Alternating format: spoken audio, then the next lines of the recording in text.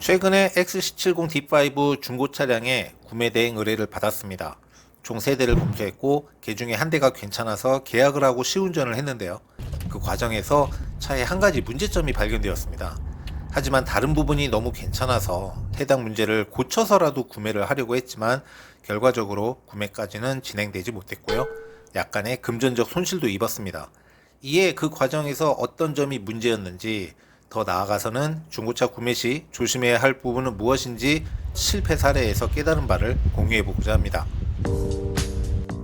저는 기본적으로 엔카와 K카만 보는데요. 1차로 일종의 서류 전형인 셈인데 여기에서 직접 가서 볼만한 매물을 골라냅니다. 비교 매물 간의 차이가 애매할 경우에는 최대 3대까지 후보를 고르고 이를 모두 실사 검수하죠. 그렇게 의뢰받은 XC70도 올라온 매물들 간의 차이가 비슷비슷해서 총 3대를 골랐고, 그렇게 해서 1순위 차량을 봤는데 실제로 보니까 내외관 상태 등이 전체적으로 별로더라고요. 두 번째 2순위 차량은 키로수와 출고일이 가장 적고 최근이어서 가격이 좀 있었는데 볼보 6단 IC 미션의 고질 증상인 미션 충격이 발현된 상태였습니다.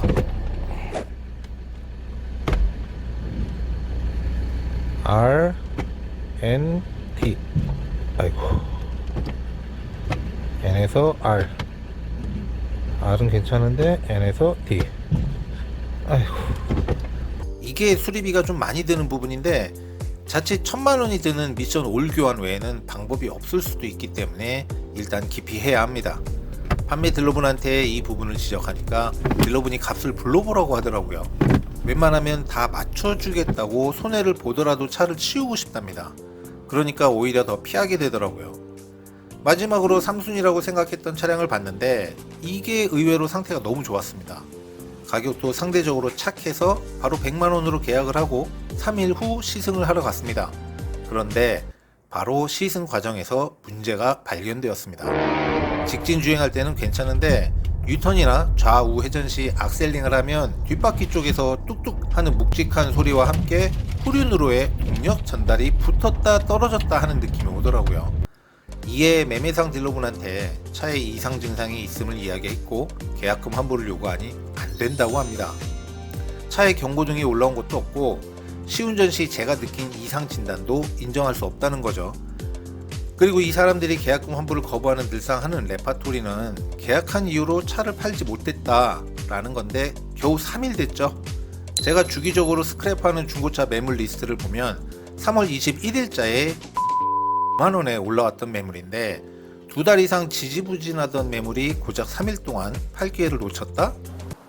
아, 나 참, 어우, 욕 나올라온다. 그리고 이 사람들은 말싸움 논리에서 밀리면 하는 말이 있죠. 능력되면 알아서 환불 받아보세요. 그리고는 대화를 안 하려고 합니다. 물론 법대로 절차대로 하면 받을 수는 있다고 하는데 보통 스트레스가 아니겠죠.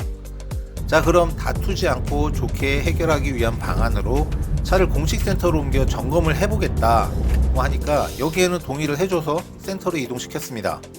진단 결과 어이, 뭘 만진 거야? 1분 만에? 뭘 망가뜨린 거죠? 어머나, 후륜의 구동력을 전달해주는 클러치가 미끄러지는 증상이었습니다. 후륜으로 가는 구동력을 제어하는 펌프의 전원을 차단하니까 증상이 없어지더라고요. 결과적으로 가장 높은 확률로 클러치를 밀어주는 펌프의 문제인 것 같은데 꼭 그게 아니라면 클러치 마모가 원인일 것이라는 결론이 났습니다. 공식 센터에서도 고장이라 하니 일단 매매상 딜러분도 한 발짝 뒤로 후진하더라고요. 높은 확률로 원인이라 예상되는 펌프의 교체 비용은 100 미만이어서 이 부분으로 다행히 고쳐진다면 업자와 고객이 각각 반반 부담하기로 협의하고 수리를 진행했습니다. 그런데 아쉽게도 이게 원인이 아니었어요. 펌프 분해하고 디퍼 오일을 빼는데 찌꺼기가 좀 나오더라고요. 결국 그 다음 원인이라 추정했던 클러치가 문제였던 셈입니다. 그런데 이게 공식센터 기준으로 수리 견적이 거의 400만원 가량인데 너무 비싸죠. 그래서 부득이 중고품으로 고쳐볼까 해서 부속값하고 교체 비용 등을 알아보는데 여기서부터는 매매상 딜러분이 협조를 거부하더라고요. 딜러분 왈, 굳이 그렇게 고쳐가면서 우리 쪽에 팔지 않더라도 다른데 이 차를 팔 수 있으니까 차를 고친다고 이리저리 옮기는 건 더 이상 협조할 수 없다고 하더라고요. 결국 호구 하나 걸리면 그 사람에게 팔면 된다는 뜻이죠. 정 이 차를 어떻게든 사고 싶으면 일단 완납 명의를 가져간 후에 보증보험으로 수리 신청을 해보던지 아니면 알아서 중고 부품으로 고치든지 하랍니다. 자, 그러면 이 보증보험으로 수리하면 되는 거 아니냐? 말 표현 그대로 보험입니다. 과연 쉽게 보상 승인을 해줄까요? 이 보상을 신청하는 절차 중에 반드시 들어가야 하는 내용 중 하나가 성능 점검지입니다. 그런데 저는 이 성능 점검지를 1차 필터링 할 때 아예 안 봅니다. 왜냐하면 이게 그냥 요식에 가까운 서류에 불과하기 때문인데요. 실제로 성능 점검하는 것을 보면 대당 약 10분에서 15분간 검사를 하는데 사고 수리가 있었다면 어느 부위인지 파악하고 무주행으로 엔진 상태 느껴보고 육안으로 누유 점검하고 나머지 시간은 서류 꾸미는 데 할애됩니다. 저러니 본 XC70 같이 올휠 드라이브 동력 전달의 문제는 사전에 확인이 안 될 수밖에 없었겠죠. 하지만 결과적으로 여기에서 이상이 없다고 했으니 문제가 발견되면 중고차 보증보험으로 수리해줘야 하는 거 아니냐? 이건 제가 아직 경험치가 많지 않아 단정 짓기는 무리지만요.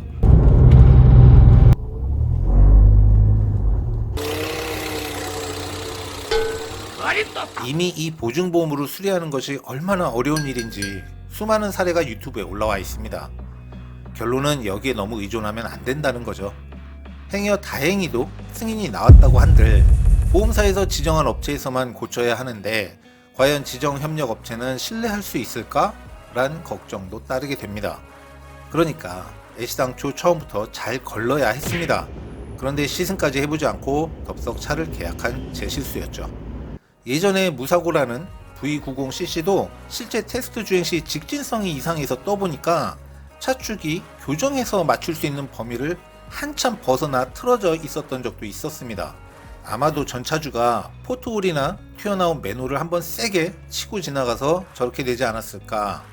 수리비용은 서스펜션 링크를 몽땅 바꿔야 해서 600 이상으로 예상이 됐고 그래서 구매를 포기했던 사례가 있었는데 결론적으로 성능 점검지를 참고하고 보증보험을 믿고 차를 사는 것은 아니라는 것이죠. 가장 좋은 건 최초 꼼꼼히 차를 살피고 마음에 들면 계약금 걸기 전 시운전까지 진행해서 문제가 있는 차를 거르는 것입니다. 그런데 여기에서 한 가지 알아두셔야 하는 것이 타보고 괜찮으면 사겠다 정도의 단계에서나 시승을 요청하시는 게 좋을 것입니다. 만일 타보고 아니다 싶으면 그 이유를 명확히 전달해 주셔야 할 거고요. 왜냐하면 따닥따닥 붙어있는 차량들 사이에서 차를 수고스럽게 빼줬는데 시운전만 하고 돌아가서 생각해보고 연락 주겠다? 이것도 매너는 아닐 수 있거든요. 다시 XC70 사연으로 돌아와서 결과적으로 공식센터에서의 펌프 교체비는 계약금으로 퉁치기로 했고 고객의 계약금 손실분은 다음 차량의 검수 구매 대행비 무상과 차량 구매 시에 최대한의 가격 내고로 보상키로 하고 현재 다른 후보 차량을 보고 있습니다. 여담으로 볼보 인증 중고차 사이트는 볼 필요가 없습니다. 보면 이게 공식 사이트인가 의문이 들 정도로 내용이 부실하기 짝이 없거든요. 기재 정보도 통일성 없이 들쭉날쭉하고 그리고 무엇보다 차 번호 정보가 없습니다. 차량 번호를 보여주질 않아요.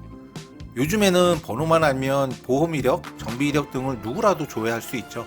이거 다 헤이딜러가 그런 거야. 그런데 그 번호를 안 보여주니까 이게 지금 뭐 하자는 건가 싶은 거죠. 하지만 볼보 인증 매물은 엔카와 케이카에도 올라옵니다. 그러니까 볼보 인증 중고 사이트는 보지 않아도 되는 걸로